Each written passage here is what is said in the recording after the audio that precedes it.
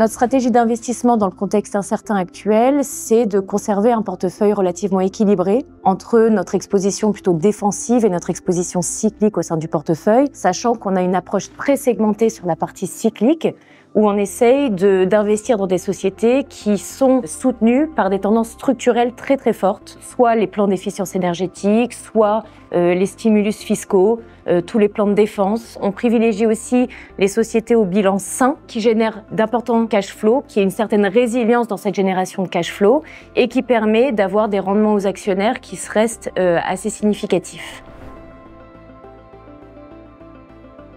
Le fonds enregistre une très belle performance sur une période de 5 ans et de 3 ans. On est en hausse de l'ordre de 13%. Les principaux drivers de cette performance depuis le début de l'année, ça a été notre exposition au secteur bancaire et au secteur de la défense. Depuis 2-3 ans, on est assez surpondéré. On a eu une stratégie de plutôt prendre des profits sur ces secteurs-là, mais ça reste des forts contributeurs à la performance. On a aussi comme driver de performance des sociétés comme ISS, comme SBM Offshore, malgré le cycle négatif sur le prix du pétrole, on a une société qui démontre un potentiel de croissance très très fort avec un business model qui est assez isolé des thématiques globales sectorielles sur le secteur du pétrole qui sont plutôt défavorables. Un autre moteur de performance depuis le début de l'année, c'est notre exposition au secteur des utilities, notamment à travers un groupe comme Enel, acteur intégré, qui profite massivement de toute la thématique de besoins significatifs dans les réseaux électriques. On voit qu'aujourd'hui, les utilities ont vraiment changé l'allocation de capital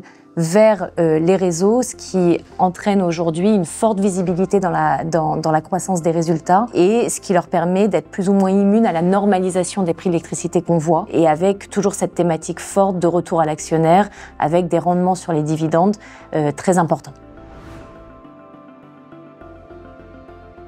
On a un process de valorisation qui est extrêmement rigoureux, qui nous offre en fait une certaine marge de sécurité lorsqu'on initie des investissements ou lorsqu'on revoit nos cas d'investissement. Deuxièmement, on a une approche par les risques qui fait que dans la construction de nos portefeuilles, on a plutôt une approche équipondérée des positions dans le portefeuille. On a en moyenne entre 45 et 50 positions. On gère relativement bien la diversification. En termes sectoriels, on a une gestion de conviction, une gestion de stock picking, de bottom-up. On est benchmarké à un indice, même si on n'est pas contraint par cet indice. Donc on peut faire des choix sectoriels ou se couper complètement de certains secteurs. C'est le cas de l'automobile qu'on ne détient absolument pas dans le portefeuille parce qu'on voit des tendances structurelles négatives. On a une diversification géographique, on a une diversification sectorielle assez forte et on a également cette approche équipondérée des positions qui nous permet de gérer à la fois les risques de liquidité et à la fois de limiter aussi le potentiel de perte et d'éviter d'avoir une trop forte concentration sur certains dossiers. On a commencé l'année avec une très forte concentration des flux sur les marchés américains et avec, à l'inverse, un pessimisme extrême sur l'Europe de manière générale. Donc en fait, on a un contexte géopolitique aujourd'hui qui pousse l'Europe à davantage d'autonomie stratégique, essentiellement dans les domaines de l'énergie et de la défense. Ces deux secteurs dont les budgets vont augmenter de manière significative.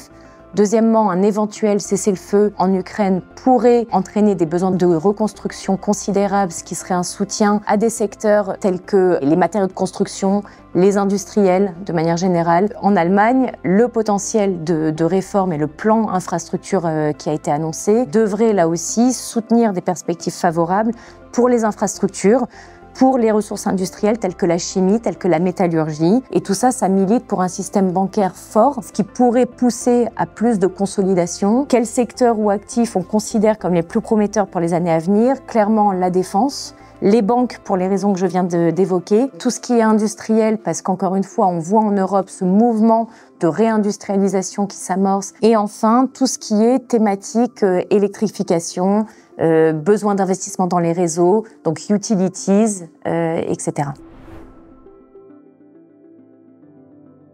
DNCA Invest Value Europe est un fonds de conviction qui investit dans des valeurs européennes value, à savoir décotées, dont le potentiel de retournement ou d'amélioration bénéficiaire est sous-estimé par le marché. On a une approche de gestion qui est extrêmement contrariante, qui est très disciplinée en termes de valorisation, qu'on apporte une attention très particulière à la solidité des bilans, à la génération de cash flow. On aime des histoires de croissance structurelle, donc on fait vraiment la distinction entre ce qui est cyclique et les tendances structurelles d'un secteur ou le positionnement structurel de la société dans laquelle on investit. C'est aussi un style qui a été délaissé, qui n'est pas encore bien représenté dans les allocations, donc ça apporte une certaine diversification. Notre process de gestion vise deux moteurs, la croissance bénéficiaire, donc le retour à la moyenne des résultats, mais aussi l'expansion des multiples.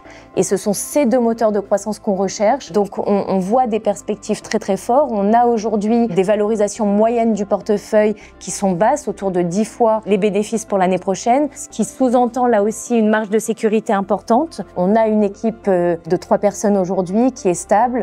C'est un fonds qui a été lancé en 2007, donc qui a un track record assez important de plus de 15 ans, qui a montré là aussi sa résilience dans toutes les phases de marché, complexes ou pas, qu'on a pu connaître sur les 15 dernières années de son existence. On privilégie encore une fois les bilans solides de manière à sécuriser des retours aux actionnaires assez importants. C'est vraiment notre positionnement et notre philosophie d'investissement.